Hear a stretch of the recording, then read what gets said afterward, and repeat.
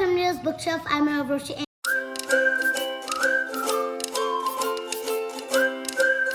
and today I'm going to be interviewing Auntie Bugg, and I'm so excited for the interview. I'm going to ask her some questions, and so it's almost on, and I better get on with it. So hi.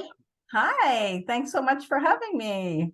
Thank you for your time. I have a few questions, and I was hoping you can answer them. Okay, I will do my best. Can you tell us what inspired you to write this book? Well, everything happened pretty much like it happened in the book.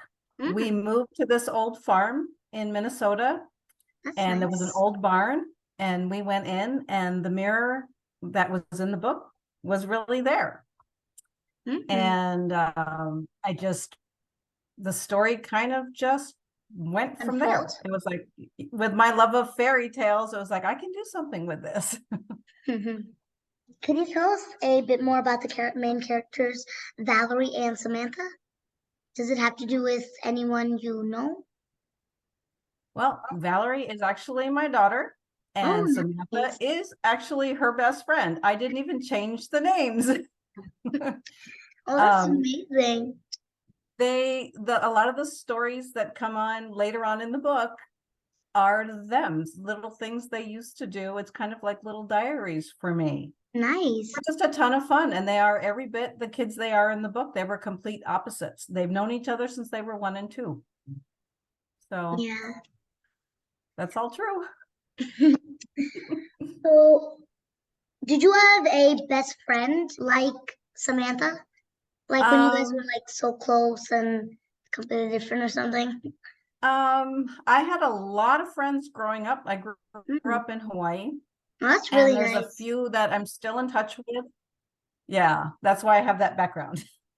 Helps to remind me of home. Yeah. How'd you come up with the idea of Snow White and Sleeping Beauty being related? Because I don't think anyone ever came up with that idea, and I have no clue how you came up with it. Yeah, I guess I really don't either. I just was stretching for, I wanted to keep them there longer, build more into the story, them coming through the mirror. The first person I thought of was Snow White in the forest escaping the huntsman. And as they traveled through the kingdom, things just grew from there. Yeah. So like it's like in this movie where like the writer has the user of the pen, certain pen, can like write anything and it just takes a hold of them. It truly does. Yeah. I've been asked a few times about writer's block, and I've never had it happen to me because when I'm writing, it's like I'm watching a movie. Yeah. And I think because I don't have any expectations of where it's going to go, it just kind of happens, or like something that happened to me that day ends up in the book in a whole new fun way. So it's really a fun experience for me. That's really good how like your imagination just goes wild and takes out of you. Not many people have that. I love it. Sounds like you have a little bit of that bug too. Yeah. So did you research a lot for this, or was it just all your imagination and your kids? You research a little bit. Like I looked up all the old Grimm fairy tales, because before they were Disney stories, most of them were Grimm tales, other folklore. But being fantasy, I don't have to stick to rules and find facts, because how many movies are there about, Snow White, Cinderella, and all that? They all put their own little twist on it. So it's just kind of fun to make it up as you go. Yeah, I hate when rules have come up with you, because like when I was writing a draft, my mom said like this girl in the story can't just freeze the whole world in time just because for her to find a magical attic and have an adventure. And I'm like, it's fiction. Yes, you can. You can make your world do whatever you want. That's the best part about being an author.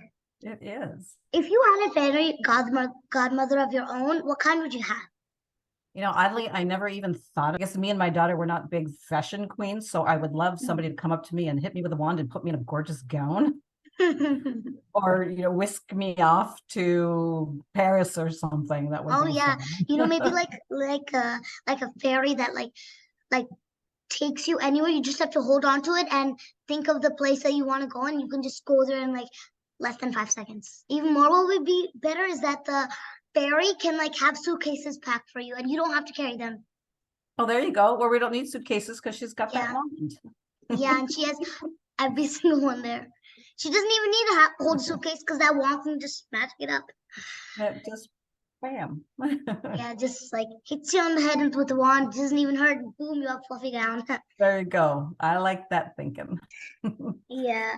So, did you face any challenges while writing this book, or was it as easy as squeezing lemon? It really just flowed for me from the pages. I, was at work all day and, kind of thinking of where it's going to go. But until I opened up my laptop and started typing, things didn't really flow. And then all of a sudden, Nice. bam, I'm down a chapter.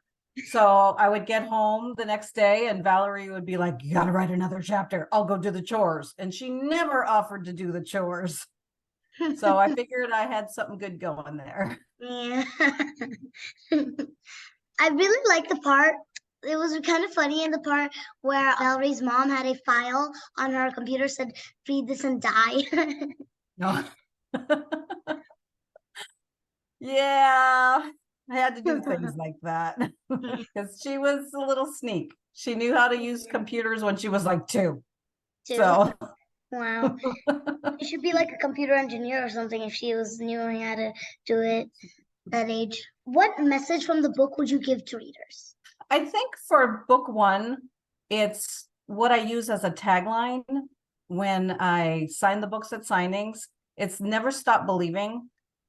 And I think I want everybody to hold on to their inner kid. They want to, believe in princesses and happy ever afters and, you know, fairy tales and Santa Yeah. and Easter, but everything. Just have fun with life. Did you always want to be an author, or when you were younger, did you want to be something else as a child? Well, when I was younger, I think I wanted to be a vet. Mm. And so I actually did work for vets for like 4 years. Oh, But that's really I nice. it's you get to love the animals, but it's a lot of work caring for them Yeah, and what your heart gets broken a lot, so I was glad I I didn't know go into something like that that. field. But since I was in 3rd grade, I was told I would be a writer. So Mm. my 3rd grade teacher and my junior year teacher were the ones that nourished it the most with like creative writing assignments and stuff Yeah. like that. But it wasn't until many years later that I started, and this book was actually the first one I ever wrote. Well, I think it's great, and I think you made an amazing decision creating Well, thank you. I'm really thrilled you enjoyed it. You're it. always worried when you send something off, so I'm glad. So, if you could give someone a piece of advice when they're writing, what would you give them? All I can say is if you want to write, write. Yeah. As long as it comes from the heart and that's what makes you happy, just Mm. write. If you read it and enjoy it, great. If you want others to read it and you get great feedback from them, wonderful. That's You have to write because you want to, not because you want to be published, because you want to be like anybody else, mm, because writing is the fun part. mhm. Everything else is Because then what's tough. that's really great advice. So, how long would you say it took you to write the book? Not counting the days and times you stopped, because this type of book is really great. I'm thinking this one took about 3 months to Mm, get through just the initial, start to end. mm, And then of course it's you go over and read it and yeah, you go add, you over want it and read it and longer. add and add and Right. And then sending it off to friends for their input and editors and stuff like that. So yeah. I mean, it was probably a year before I sent it to looking for agents or publishers and whatnot. But I think the initial sit down, it went pretty fast. Yeah, I think it did. 3 months is like the shortest time I've heard now. Oh, really? Yeah. So, um, are you a reader? And if you are, then how often do you read? I used to make sure I read something every night because I wanted to get lost in somebody else's world. I'm a part of a lot of groups, so I know a lot of other authors, and I always wanted to support them and read their work. I haven't been the greatest about that lately, though. Sometimes people focus on their own book instead of others, but I like focusing on all sorts of books, because when you read all sorts of books, then if you read your book and then you read another book, then you might get the idea for another book, starting with your book, and then you can say mixing it up and stuff. Right. It's a good idea to read in the genre that you want to write because you want to make sure somebody didn't do it already, or at least yours is different enough. So you don't want to get an idea from theirs, taking their idea, but like this, it was Story of Snow White, but done completely different. Yeah, that's very true, because it was so different here and there, because I didn't know that some girls would help with her finding her father, and I didn't even know she would run off after the husband to find her father. I thought she just went straight to the door. And it's really different, but it's original, and someone has heard of it, so it's not completely different, but it's original. So that's the type of book that I like. I can't even remember right now if that was even a part of it. That's what came to me. What do you like to do for fun?